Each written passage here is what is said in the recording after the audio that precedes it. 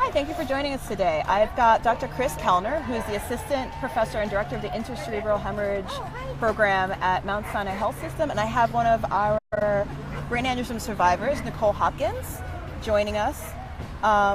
We're participating in Team Cindy's 5K for a brain aneurysm run for research. This is the 4th annual. And so we're going to ask a couple questions. So first, I'm going to ask you, Nicole, as a brain aneurysm survivor, can you share with our viewers the symptoms you felt and how you knew to go to the doctor? So it was a severe headache, but it was in the back of my head, it was severe neck pain, and it was nausea. So those were the three alarming symptoms that I felt that were definitely different than anything else I felt. And how long did the diagnosis take? So when I went to the ER, it was probably about 5 hours from the time that I went in, and they did a bunch of tests on me to figure out what it was. And what treatment options were made available to you? So initially it was coiling versus clipping, and then it was blood flow diversion, which was a little bit later on. And what does participating in the Team Cindy 5K Run for Research mean to you? It means a lot in terms of money for research.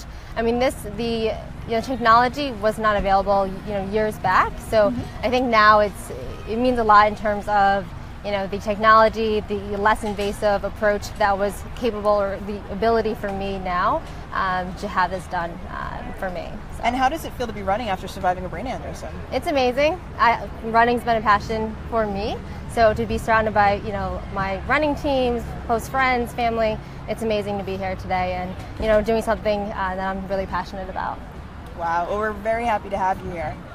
Dr. Kellner, how many people a year are diagnosed with brain aneurysm? Well, about 1 or 2 out of 50 have brain aneurysms, and about 1 in 10,000 suffer a brain aneurysm rupture a year. Wow. And did Nicole have the most common symptoms? Headache is the most common symptom. Usually it's a severe headache that is characterized as the worst headache of your life. Nicole had a little bit of a different response to her headache, though. Maybe if Nicole wants to tell that story briefly. I think that'd be a great story to tell. So before my first 100K race, which is a 62-mile race, I did have a headache, and I decided to run the race, and it was 12 hours, 27 minutes later, and then 4 days later it ruptured again, so 2 ruptures, and then I did go into the ER. So not ideal, but. And Dr. Kellner, are there more symptoms beyond like your worst headache? Now I've heard people mention like a thunderclap headache or. Thunderclap headache is the characteristic headache. There's a wide range of presenting symptoms, though. Sometimes you can pass out, vomit, get double vision, and it varies a lot per person.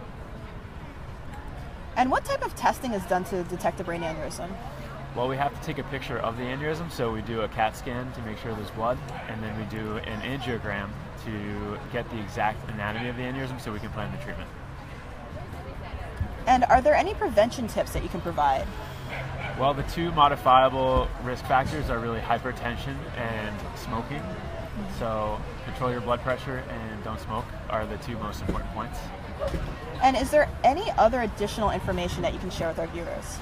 Yes, it's foundations like the Brain Aneurysm Foundation and events like the Team Cindy 5K that raise awareness for brain aneurysms, and also do a great job supplying researchers with money to try and find new ways to diagnose aneurysms, to catch them early, and also to treat them after they've ruptured. Well, there you have it. Thank you so much for joining us. We'll see you next year.